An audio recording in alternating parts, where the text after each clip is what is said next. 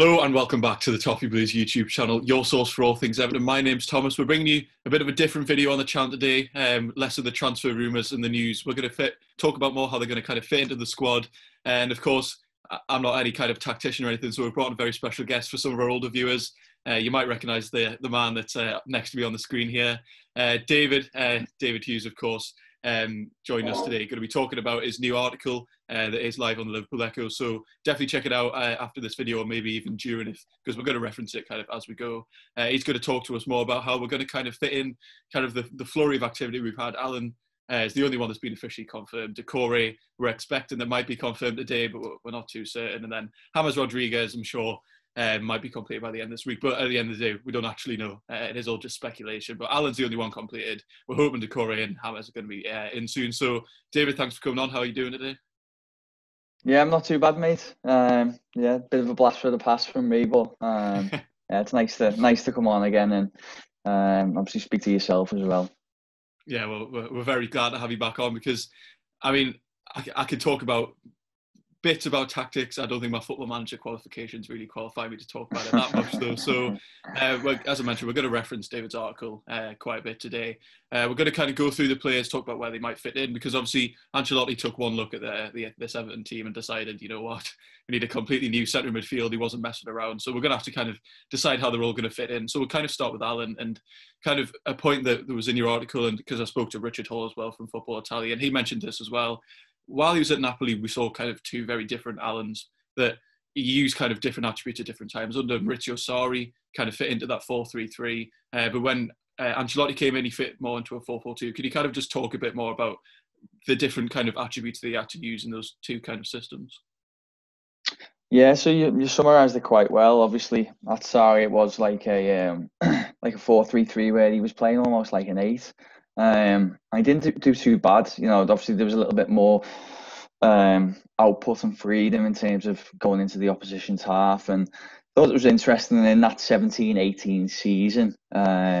He scored 4 goals and 3 assists, which, you know, fairly unremarkable numbers on papers, but if you consider about what really Everton's central midfielders contributed goal-wise last season, it's basically nothing. So it shows that he did have a little bit about him going forward. There was around just under 1 shot assist per 92, which is basically a pass that leads to a shot. So he certainly was that kind of player with the engine to get up and down. But as you touched on, obviously the Ancelotti comes in, Napoli switched to the 4-4-2. And then that's where we saw Allan take on a little bit more of a disciplined role, you know, tasked more with breaking down opposition attacks rather than supporting the team further up the pitch.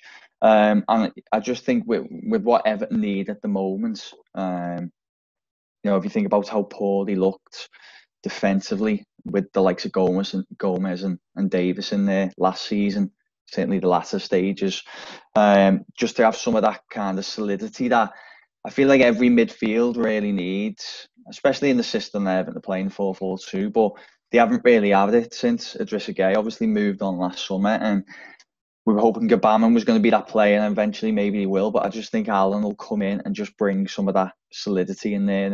And if we maintain the 4-4-2, then you imagine Allan's going to be the deeper of the two and just bring a little bit more, you know, really good pressure without the ball, strong in challenges, strong in defensive duels, just some steel that they need. Yeah, it's definitely going to kind of transform the centre midfield, really, because we didn't really have a player before that was really putting a foot in and breaking up the play. And as you mentioned, Allan can get further forwards. He can contribute. Okay, he's not like a goal scorer midfielder or anything like that, but he can do it. But we think in this system, he would play more reserved. But what we have seen in pre-season, we've kind of switched to a 4-3-3 at times. Obviously, I mean, you can't really tell too much from pre-season, obviously, because, you know, players, I mean, I think even Marco Silva used a 4-3-3, you know, when he first joined, and then obviously we switched to 4-2-3-1. You can't take too much from it, but we also have seen kind of Richarlison pushed out to the left, Calvert-Lewin as that kind of sole striker. And then we have, I mean, in the Preston North End game, Bernard was kind of playing that more kind of central role at times. He wasn't as far out wide. But if we just stick to the 4-4-2 for a moment, obviously, Allan can kind of break up the play. We know he could put a foot in. I mean, he's mentioned in his interviews, he likes making tackles. He celebrated like scoring a goal, as he said himself. But obviously, a player that hasn't been announced yet at the time recording. It is 11:15 on the Monday. We don't know when he will be announced. Allan Doucoure obviously coming in from Watford. We would probably expect him to be Allan's partner in a 4-4-2. So what would Doucoure kind of bring to the team that maybe Allan wouldn't? How would they kind of complement each other? Yeah. I mean, we should probably point out actually that, because you touch on it there, I think it's a really good point. Although we're talking about the 4-4-2, that's just because that's what we assume Everton going to maintain. But they're bringing in players who are fairly versatile in the roles they could play, which is pretty important, because I feel like what we discovered last season was that a lot of players have been bought on the previous regimes to play like a 4-2-3-1. So then when that switch went to the 4-4-2, that's when you saw players like Davis and Gomez just really struggle. Where I think you get players here who could open the door further down the line for you to potentially, rejig that formation, maybe to like a 4-3-3 or go, I don't know, you could even go to a 4-2-3-1. The point is there's some versatility in there, which I think will be good because it gives Ancelotti more options. But back to the original point about Doucoure, yeah, just, he's a player who's been doing it in the Premier League for a while now. Thought it was a really good price Everton got him at. I know he's not the youngest, but I thought maybe someone else would have come in and he could have went for a little bit more, but maybe relegation for Watford's played a part. But yeah, stands at 6 feet, a real powerhouse, and that I think that really helped in terms of supporting Allan. Like the Brazilian, he's really aggressive, presses the ball well, but I think he's very mobile as well, which can be quite rare for players who are really big and strong. And of the two, I touch on this in the piece, but I expect maybe him to have a little bit more freedom.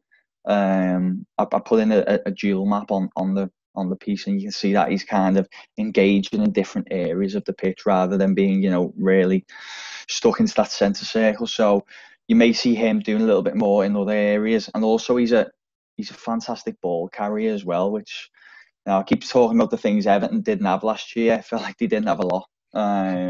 That's one of the things they didn't have. They didn't have someone who could kind of get the ball and just drive forward with it. And I think he's going to bring that. And then you look, he's got some output in the attacking third as well. Again, I haven't really got midfielders who score or create a lot. I think it was 22 goals or assists across the last 3 years in the Premier League, which, again, you're not pulling up trees, but it's, if you have a midfielder you can chip in with 6 or 7 goals a season, whether that be assisting them or scoring them, then it's something beneficial to the side. Yeah, definitely. But then we also have to think about, because obviously we are bringing in kind of two central midfielders out and out. We know Hammers can play wide, but we'll come to that in a moment.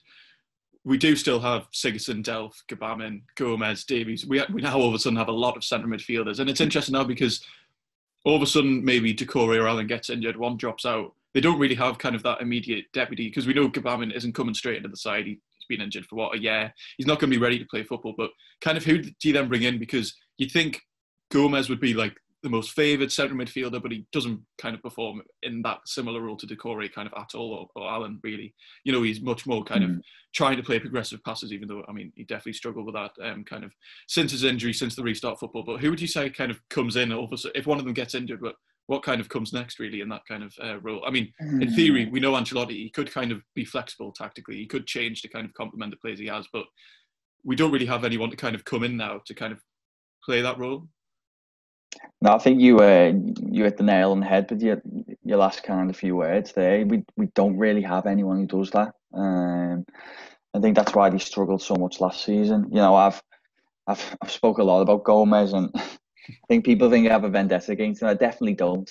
I want him to be this great player. I just find him really frustrating. I feel like he gets a lot of plaudits that aren't necessarily warranted. Even in that first year, I wasn't blown away by what he'd done, but as I said, I'm still rooting for him. I think there's still a place in the side when his confidence is high and his tail is up. But I think you've brought in two really good, important midfielders for this side, and I think that certainly the profile of Doucoure, I don't really think Everton have got anyone to kind of fill that role. So I think it's important that you do kind of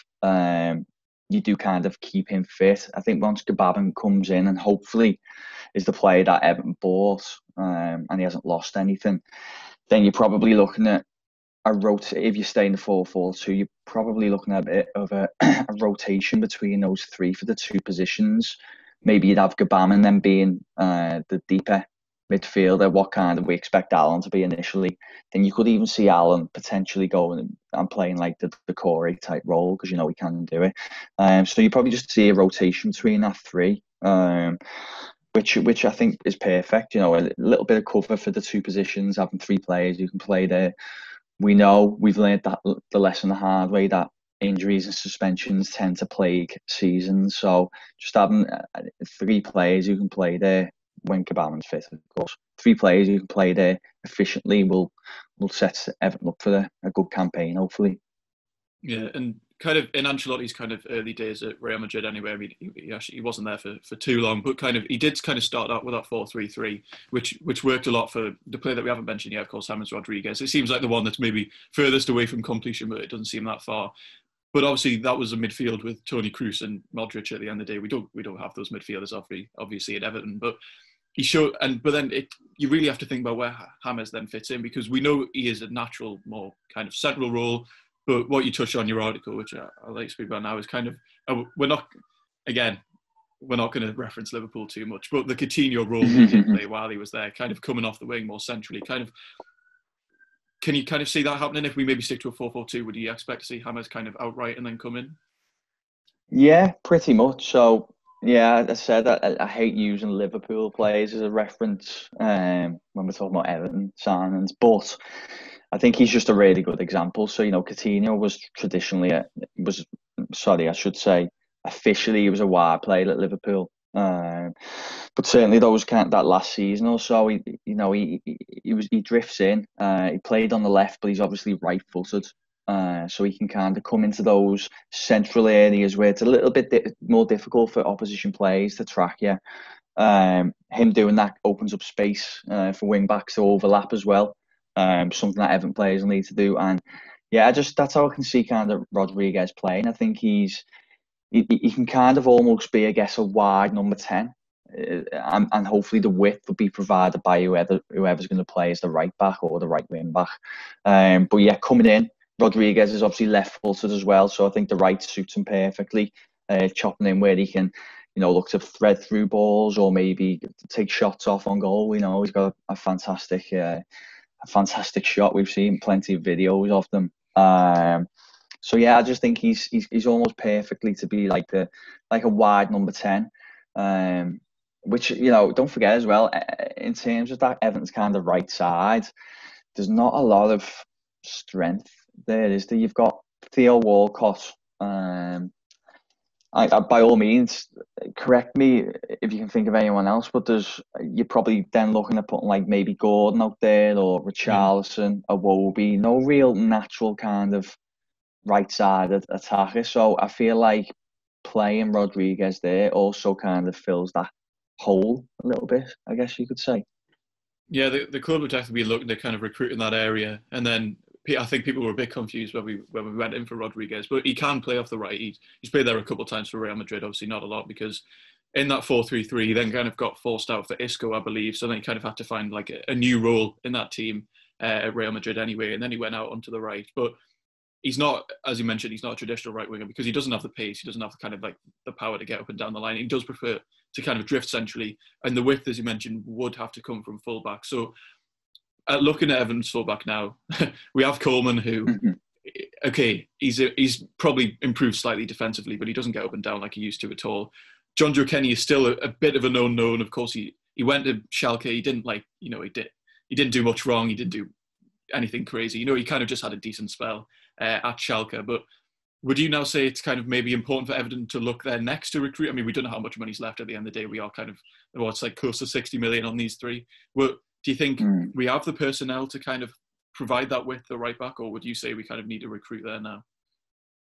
I personally would like to see us recruit there, because I really do, like we all do. I really like Coleman, and it's a good point that you make about his improvements defensively. I thought he was, what game was it? I thought he was fantastic in the Merseyside derby after the restart. But if you kind of think about that game, that was a game where Everton kind of sat really deep, very compact, and did a good defensive job. But when there's going to be more emphasis on Everton to attack, this is where I think they could struggle. Kenny again, yeah, and I don't dislike Kenny, but he just feels a little bit limited. I know he scored on Saturday, and he's still young, so you don't want to write him off. But I do think if Everton will have a good campaign and want to be a real threat down that right side, then they need a right back who can kind of influence the game, get up and down really well, really good at overlapping runs. Because I think it's going to be important that you get up and around Rodriguez so that you pull kind of the defenders out with you to create that space for him to cut in. I just can't see either of the two that we've got at the moment. I'm not even really sure who I'd go out and buy if you had to ask me either. It's good. I think it's going to be a difficult position to recruit him, but hopefully they are working hard to kind of get someone in there if the funds are available. Because I think now, I mean, I don't know what your opinion is, but I'm trying to think, right back, is there anywhere else that's more important that needs fixing? I think, forward positions were all right. I think the goalkeeper's big question marks, but he'll probably get another year. So, I don't know. I don't know if you agree. I think maybe that's probably the priority now. I think for me it would be the priority, but I'm not sure the club would see it as a priority really, because they know they've got Kenny and Coleman there. And if you look at kind of the gaping hole in the team, or not the gaping hole, the place where we struggled a lot was Jordan Pickford last season. He really did struggle, and you can see that kind of. I mean, it's the classic shout. He doesn't have competition. He doesn't care. But he's like, no one likes to see him smiling after he's made a howler or something like that. But I wonder if Ancelotti would maybe prefer looking there, because the club know they've got an asset in Jonjoe Kenny, who in theory they could sell for. I mean, he's English at the end of the day. English already kind of boosts prices naturally. But it depends as well if you can get rid of him, really, because I think if you were looking to recruit a right back, you'd sell Jonjoe Kenny for something and bring in someone. But that's not always easy, because I think they're now going to have to definitely look to sell, because all of a sudden we've brought in 3 midfielders. We've got an abundance of centre midfielders now. Maybe, I mean, they're not all good, but you have a lot of them. And at the end of the day, it doesn't matter if they're good or not. You can't have that many players just sat earning a wage. So, but I think it's quite interesting now as well.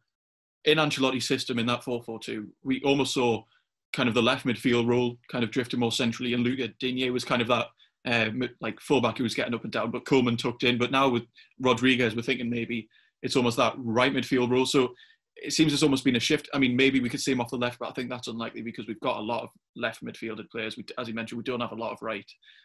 We just have Coleman, who is a natural right winger, as much as he struggled. Not Coleman, Walcott, who is kind of that natural right winger. But I'm not sure if I do see right back, well, as a priority for the club necessarily, because they know they've got Kenny. I wouldn't be surprised if the club want to see what he does before they look to cash in him, to be honest, because he wasn't great, but we didn't expect him to be great when he was here before his loan spell, because he was still very young. He's had that season in the Bundesliga.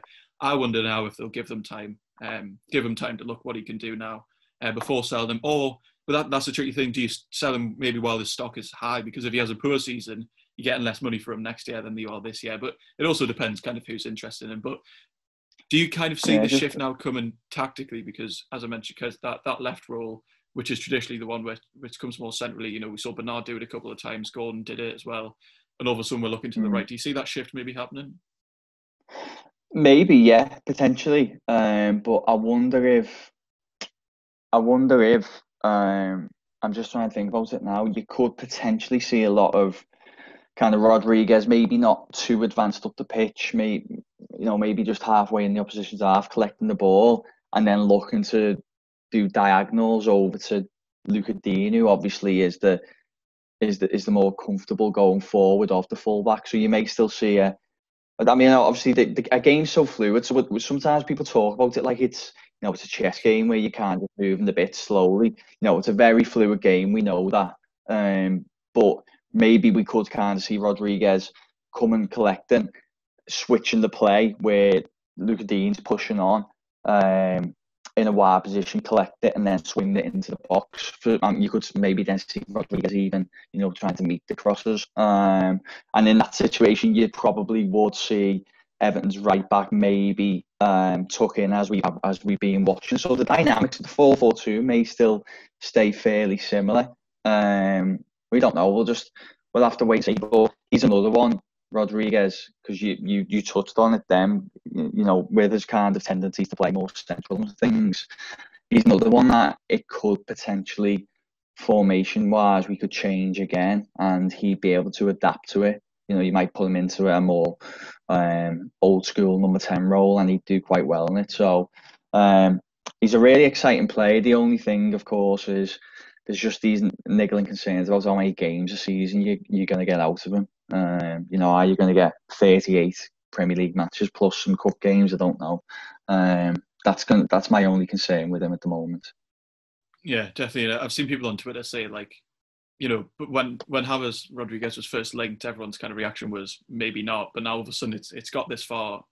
We are looking more to the positives than the negatives, of course. But you do have to still consider that injury record.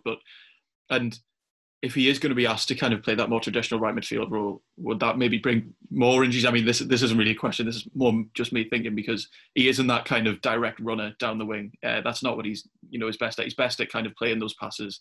He'll naturally be the best passer in the team as soon as he walks in. I mean, I think that's quite self-explanatory though. But I mean, that's kind of just my main thoughts. But really, we've seen the 4-3-3 in pre-season, which could be implemented. It would make sense, really, if you wanted to play Rodriguez more centrally, but we wouldn't have that kind of depth at right wing really at all. We've seen Moise Kean be put out there a couple of times. I'm not too convinced by him playing there, to be honest. I don't think that's the role that he'll want to play either. I don't know if you agree about that. Would you kind of prefer to see him centrally in a 4-3-3? Yeah, I think it's just waste a little bit, isn't it? I still think the actual forward positions are up for a good battle this year, because you think Calvert-Lewin, I like him. I know others don't, but I do think he's really good.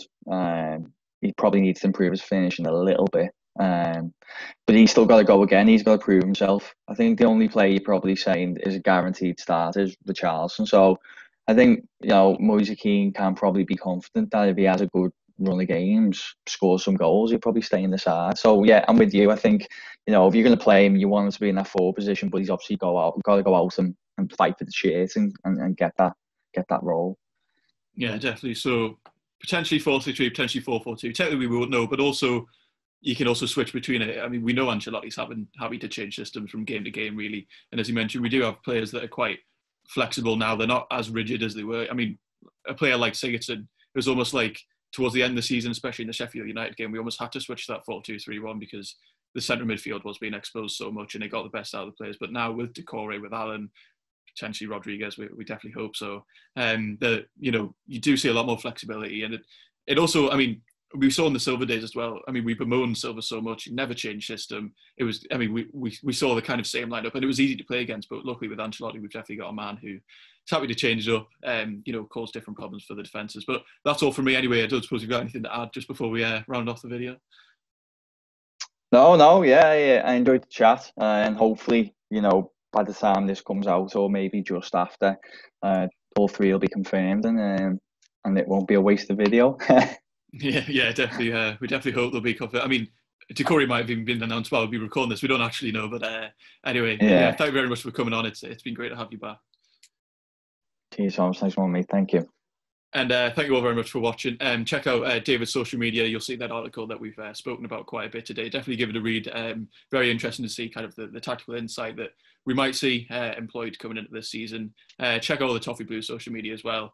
We're definitely trying to keep up to date with all the latest transfer news and rumours at the moment, and plenty more videos coming out on the channel as well. So thank you all very much for watching, and join us next time on the Toffee Blues.